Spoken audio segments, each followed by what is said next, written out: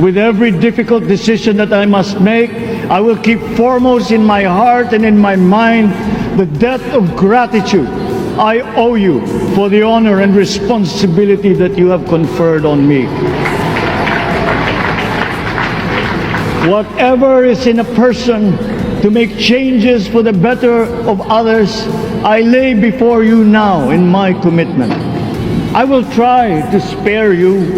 You have your other responsibilities to carry. But I will not spare myself from shedding the last bead of sweat or giving the last ounce of courage and sacrifice.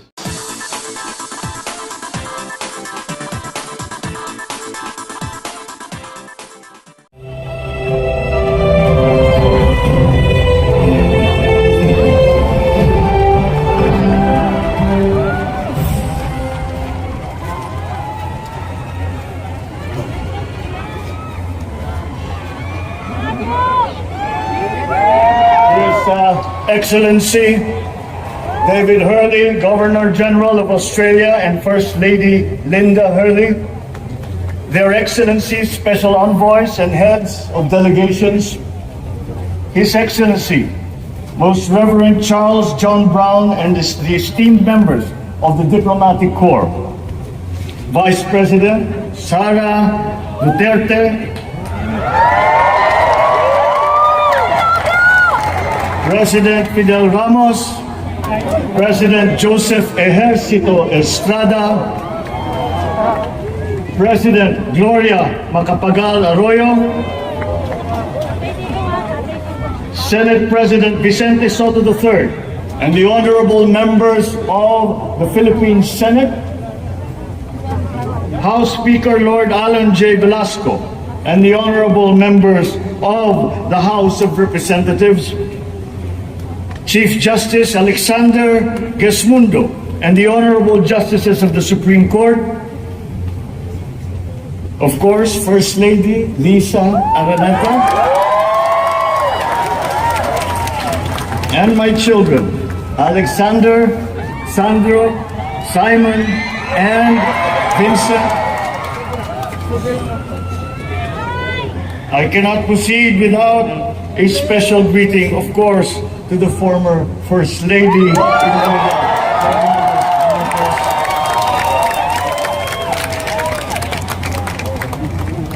Other distinguished guests, ladies and gentlemen, my friends, ang aking minamahal na mga kababayan, magandang tanghali po sa inyong lahat. This is a historic moment for us all. I feel it deep within me. You, the people, have spoken, and it is resounding. When my call for unity started to resonate with you, it did so because it echoed your yearnings, mirrored your sentiments, and expressed your hopes for family, for country, and for a better future. That is why it reverberated and amplified as it did, to deliver the biggest electoral mandate in the history of Philippine democracy.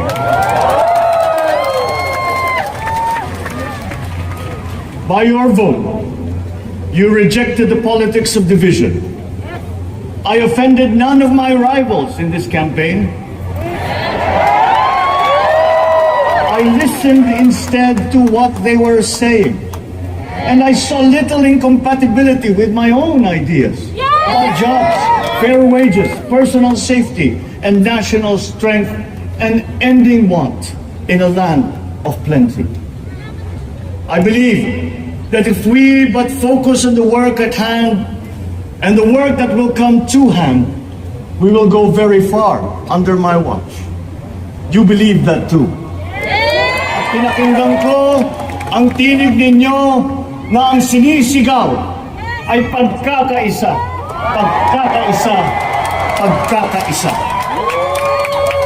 We will go farther together than against each other, pushing forward, not pulling each other back, out of fear, out of a misplaced sense of weakness. But we are the furthest from weak, The Filipino diaspora flourishes even in the most inhospitable climes, where they are valued for their quality. The changes we seek will benefit all and will shortchange no one. I was not the instrument of change. You were that. You made it happen. I am now. You picked me to be your servant, to enable changes to benefit all. I fully understand the gravity of the responsibility that you've put on my shoulders. I do not take it lightly, but I am ready for the task. I will need your help. I want to rely on it. But rest assured, I do not predicate success on the wide cooperation that's needed. I will get it done. I once knew a man who saw what little had been achieved since independence in a land of people with the greatest potential for achievement. And yet, they were poor. But he got it done. Sometimes with the needed support, sometimes without. So will it be with his son. You will get no excuses from me.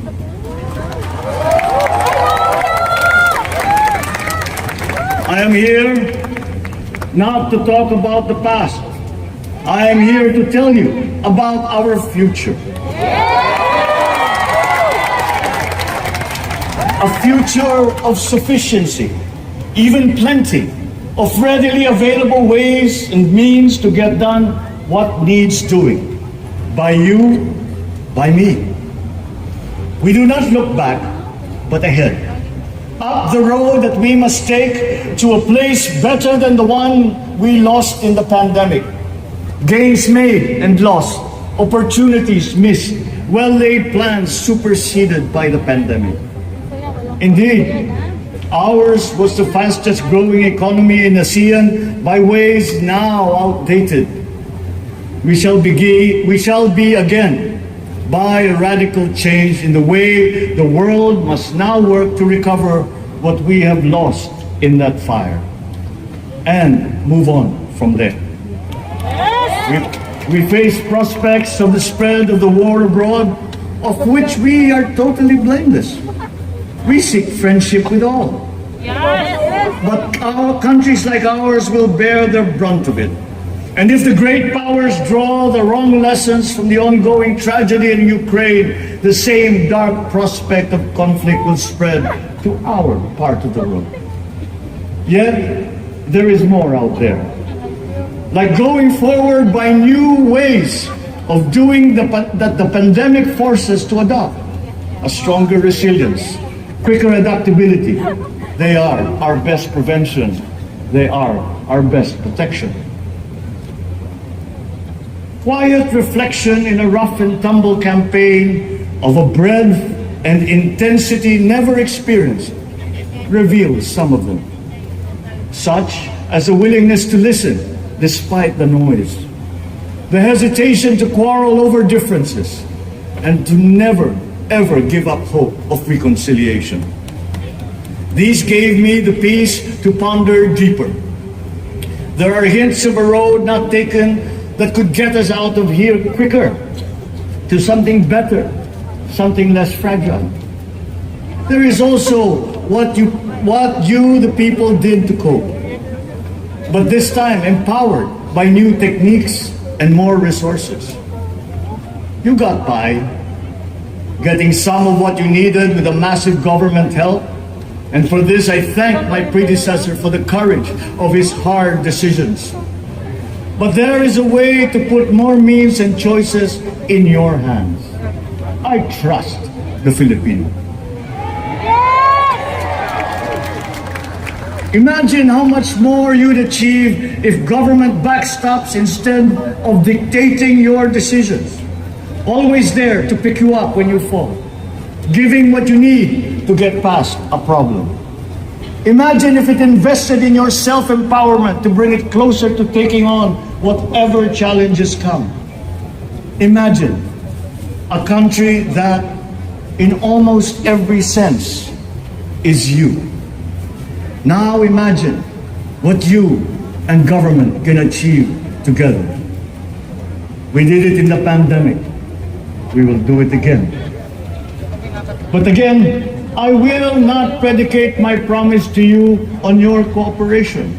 You have your own lives to live, your work to do, and there too I will help. Government will get as much done alone without requiring more from you. That is what government and public officials are for. No excuses, just deliver. It was like that once upon a time.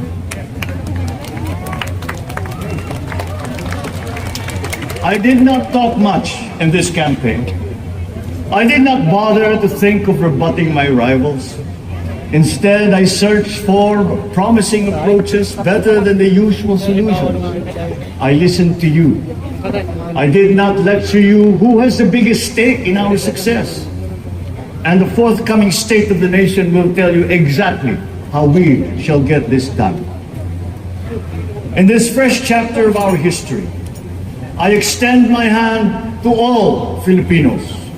Come, let us put our shoulders to the wheel and give that wheel a faster turn to repair and to rebuild and to address challenges in new ways to provide what all Filipinos need, to be all that we can.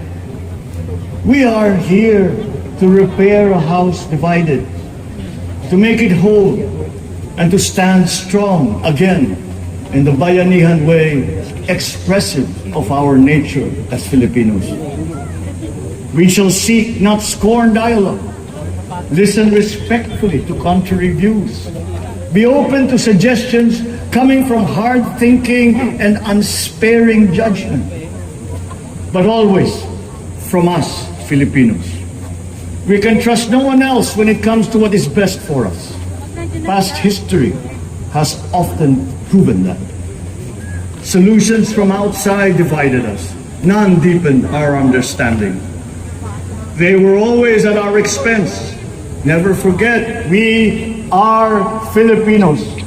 One nation, one republic, indivisible. We resisted and never failed to defeat foreign attempts to break up our country in my father's watch. His strongest critics have conceded that. So let us all be part of the solution that we choose. In that lies the power to get it done. Always be open to differing views, but ever united in our chosen goal. Never hesitating to change it, should it prove wanting. That is how agile, resilient republics are made. Our future we decide today.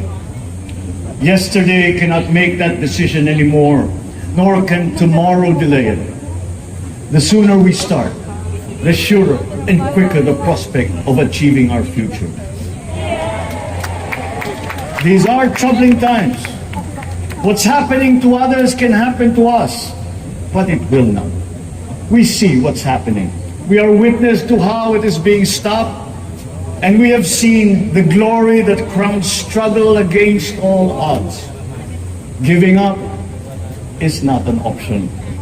We've been through times of bitter division, but united, we came through to this when it shall begin again, but better. The campaigns I've run have taken me here where I stand today. I listen to you, and this is what I have heard. We all want peace in our land. You and your children want a good chance at a better life in a safer, more prosperous country. All that is within reach of a hard-working, warm, and giving race. Your dreams are mine. Pangarap nyo ay pangarap ko. How can we make them come true? How can we do it together? But I will take it as far as anyone with the same faith and commitment can, as if it depended entirely on himself. Sa pangarap na maging mapayapa ang ating bansa, ang pangarap nyo ay pangarap ko. Sa pangarap na maging maunlad ang ating bansa, ang pangarap nyo ay pangarap ko. At sa pangarap na maging mas masinan ang kinabukasan natin at ng ating mga anak, ang pangarap nyo ay pangarap ko. We are presently drawing up a comprehensive, all-inclusive plan for economic transformation. We will build back better by doing things in the light of the experiences that we have had, both good and bad. It doesn't matter. No looking back in anger or nostalgia. In the road ahead, the immediate months will be rough, but I will walk that road with you. The pandemic ravaged bigger economies than ours. The virus is not the only thing to blame. What had been well built was torn down. We will build it back better. The role of agriculture cries for the urgent attention that its neglect and misdirection now demands. Food self-sufficiency has been the key promise of every administration. None but one delivered. There were inherent defects in the old ways and in recent ways too. The trade policy of competitive advantage made the case that when it comes to food sufficiency, a country should not produce but import what other countries make more of and sell cheapest. Then came Ukraine. The most vulnerable when it comes to food are the countries furthest away from the conflict, those bearing no blame for provoking. Yet they face the biggest risk of starvation. If financial aid is poured into them, though it never is, there is nothing to buy. Food is not just a trade commodity. Without it, people weaken and die. Societies come apart. It is more than a livelihood. It is an existential imperative and a moral one. An agriculture damaged and diminished by unfair competition will have a harder time, or will have no prospects at all of recovery. Food sufficiency must get the preferential treatment the richest free trade countries always gave their agricultural sectors. Their policy boils down to don't do as we do, do what we tell you to. I am giving that policy the most serious thought if it doesn't change or make more allowances for emergencies with long-term effects. There is a parallel problem in our energy supply. Sufficient fossil fuel-free technology for whole economies has yet to be invented. And it is not seriously tried by rich countries. Again, consider the response of the richest countries to the war in Ukraine. But surely, a free world awash with oil can assure supplies. Or we will find a way. We are not far from oil and gas reserves that have already been developed. What we teach in our schools, the materials used must be rethought. I am not talking about history. I am talking about the basics, the sciences, sharpening theoretical aptitude and imparting vocational skills, such as in the German example, alongside the national language, with equal emphasis and facility in a global language, which we had and lost. Let us give OFWs all the advantages we can for them to survive and to thrive. Our teachers from elementary up are heroes fighting ignorance with poor paper weapons. We are condemning the future of our race to menial occupations abroad. Then they are exploited by traffickers. Once we had an education system that prepared coming generations for more and better jobs. There is hope for a comeback. Vice President and soon-to-be Secretary of Education, Sara Duterte Carpio, will fit that mission too at sea. We won't be caught unprepared, under-equipped, and understaffed to fight the next pandemic. To start with, we never got over the pandemic of poor, if any, free public health. The last major upgrade of a public health system, exemplified by the resources poured into PGH, predates the current shambles by 3 generations. Our nurses are the best in the world. They acquitted themselves with the highest distinction abroad, having suffered even the highest casualties. With the same exemplary dedication at home, they just got by. They are out there because we cannot pay them for the same risk and workload that we have back here. There will be changes starting tomorrow. I am confident because I have an uplift in my cabinet. There were shortcomings in the COVID response. We will fix them out in the open. No more secrets in public health. Remember, I speak from experience. I was among the first to get COVID. It was not a walk in the park. My father built more and better roads, produced more rice than all administrations before his. President Rodrigo Roa Duterte built more and better than all the administrations succeeding my father. Much has been built, and so well, that the economic dogma of dispersing industry to develop the least likely places has been upturned. Development was brought to them. Investors are now setting up industries along the promising routes built. And yet, the potential of this country is not exhausted. Following these giant steps, we will continue to build. I will complete on schedule the projects that have been started. I'm not interested in taking credit.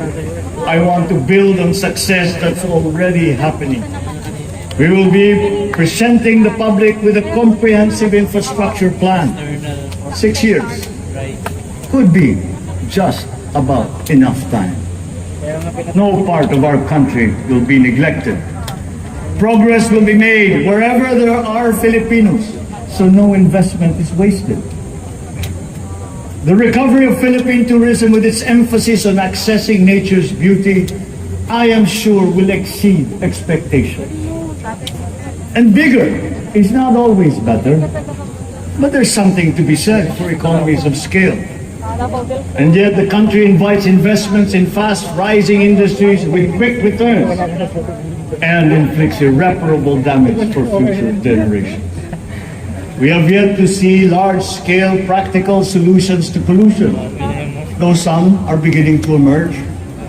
But there are tried and proven new ways of mitigation. Blades have been turning over the sand dunes of Ilocos Norte, harnessing a power all around, but unseen, long before this day. I built one. The rich world talks a great deal, but does a lot less about it than those with much less, but who suffer more death and destruction from climate change and lack of adaptation. We will look to our partners and friends to help the Philippines, who, despite having a very small carbon footprint, is at the highest risk. First, spare victims, then help them recover, and move on to lessen the harmful impact of climate change. We too have our part to play. We are the third biggest plastics polluter in the world, but we won't shirk from that responsibility.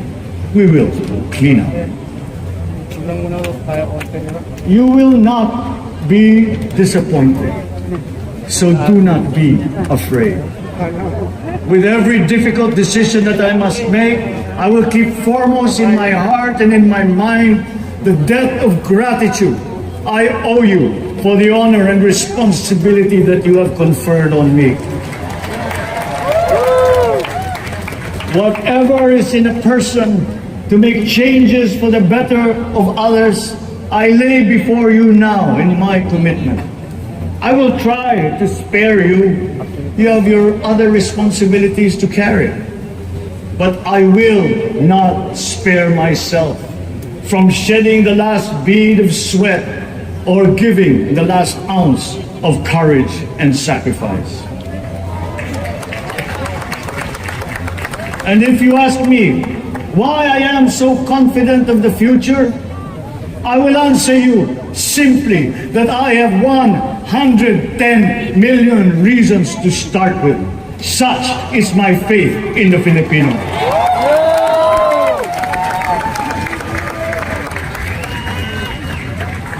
Believe, have hope. The sun also rises like it did today and as it will tomorrow. And as surely as that, we will achieve the country all Filipinos deserve. God bless the Philippines. God bless our work. Yes! Maraming salamat po sa inyong lahat. Mabuhay ang Pilipinas. Magandang tanghali po.